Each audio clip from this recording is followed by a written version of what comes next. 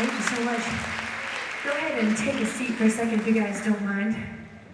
So for those of you who have absolutely no idea who I am or where I came from, I was gonna kind of let you guys know how I got here today. I have gone to church almost my entire life. I have always identified myself as a Christian. But when I was younger, I believed that God was like this cosmic cop. He had all these rules and all these laws that I had to obey. And if I didn't do that, he was going to be right there to put me back in my place. When I was younger, I experienced significant abuse that led me feeling a lot of guilt and a lot of shame. And I would try hard and fail and feel guilty, and try hard and fail and feel guilty. It was this never-ending cycle. And when I got old enough to realize that I was never going to please God, I took off running in the opposite direction. I didn't want anything to do with God or the guilty feelings that I had. And so I lived my life the way I wanted to, and that led to an abusive marriage and ultimately a divorce, some hurt kids, and a lot more shame and a lot more guilt. And about 10 years ago, I met the most amazing guy in the whole wide world, and he happens to be my guitar player, and we got married. He's hiding in the back over there. Everybody meet Scott. Scott, meet everybody. We started a country band called Rachel Steele and Road 88. We got really super popular in Northern California. We were playing really high-profile shows. We were getting to open for really big names like Big and Rich and Gretchen Wilson, Trace Atkins, Alabama. We were really living the party lifestyle, and on the outside, everything looked amazing. But on the inside, I was absolutely miserable because the guilt and the shame had turned into fear and anxiety. I drove Scott absolutely bonkers, worrying about everything all the time. I had years of sleepless nights, just worrying about things that didn't really matter at all in the morning. And one day I heard God say to me, "When are you going to stop running from me?" And like the little brat that I can be, I said, "I will stop running from you when you prove to me that you would want somebody like me, because I'm never going to measure up." And I think God always answers those prayers, because about 2 days later, I received an email from somebody that I had met one time in my entire life, and it was about 18 years ago. And they just said, "Last night at Bible studies, God laid your name on my heart. Is there anything I can pray for you for?" And for me, that was this like unmistakable answer to my prayer. I knew that God was listening to me, and it was time for me to stop and listen to what he had to say.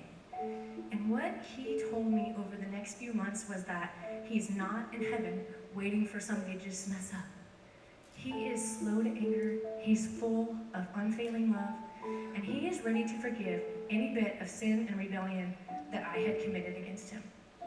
And when that truth sank in, I just signed my life over to God like a blank check. And the most amazing thing happened. All of the guilt and shame that I had carried my entire life was lifted off my shoulders, and it was gone.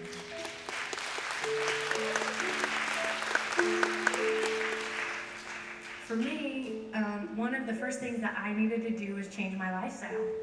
And it was one of the most hardest things I've ever done in my entire life, because I didn't realize how much of my self-worth was wrapped up in who I was as a musician.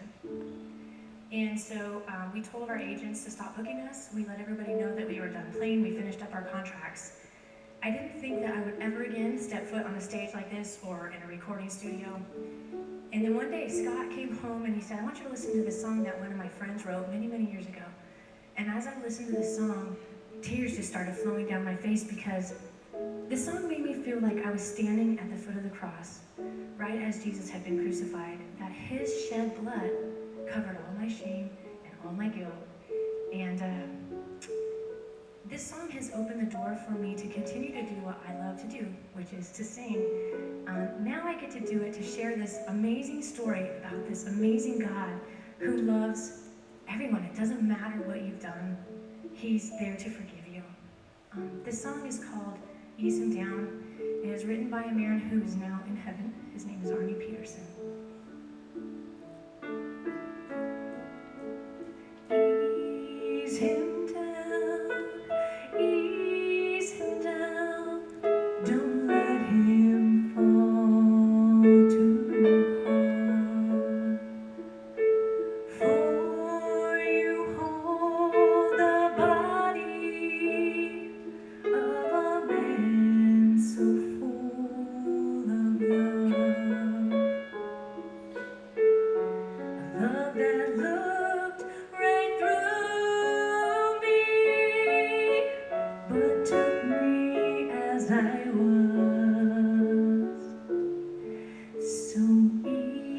ease him down, ease him down, let him fall too hard.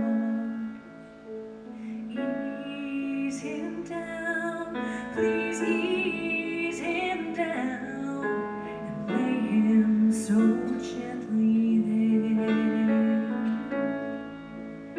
For this cold tomb will shield him from a world he had to bear.